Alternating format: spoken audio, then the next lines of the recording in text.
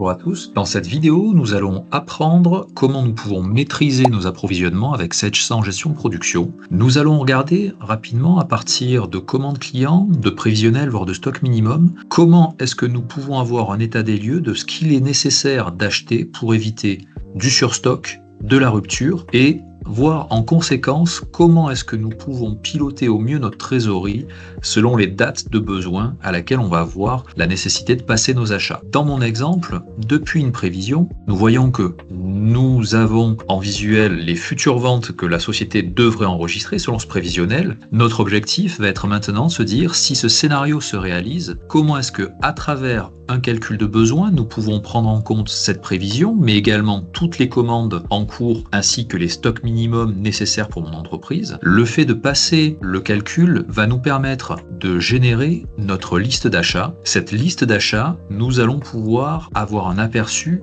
date par date de quelles sont les quantités à passer en achat et à quel tarif nous pouvons passer ces achats de manière à avoir un estimatif de notre trésorerie nécessaire. Pour cela, dans les tableaux de bord, nous pouvons faire appel ici à un exemple d'analyse de besoins en trésorerie et vis-à-vis de cette analyse, on peut voir pour l'ensemble de nos articles, mais également en filtrant par exemple famille par famille, quels vont être les montants induits par la nécessité de passer nos appromatières. Ces appromatières étant ici proposées, nous pouvons valider par exemple en préparant ce qui est nécessaire de passer en commande pour au plus tard la semaine prochaine. La préparation d'achat va nous permettre ici d'avoir un récapitulatif des montants nécessaires. À travers ce récapitulatif, nous pouvons obtenir notamment des informations complémentaires sur le minimum, ici dans mon exemple de francs de port à atteindre de manière à ne pas payer de frais de transport. Nous pouvons jouer ici directement sur les quantités et fonction de ces quantités nécessaires, avoir un recalcul automatique des montants également de commandes à passer. Dans mon exemple, on voit qu'à partir de 120 unités, je bénéficie non seulement d'un franc de port, mais également d'un tarif dégressif. Cette proposition d'achat maintenant, je souhaite la transformer en bon de commande. Je vais pour cela simplement valider ma ligne pour que cela devienne en bonne et due forme une commande fournisseur. Sur la base donc de ces propositions d'achat que je peux valider au fur et à mesure, l'objectif est également dans ma volonté de maîtriser au mieux mes approvisionnements, de savoir détecter est-ce que oui ou non je vais avoir des stocks dormants. Par ce biais-là, mon modèle d'état analyse stock dormant me permet d'identifier en un clic les références pour lesquelles, à aujourd'hui, entre des stocks initiaux et des stocks projetés, eh bien, je reste avec un surplus de stock et ainsi, je peux, par ce biais-là, avoir la capacité de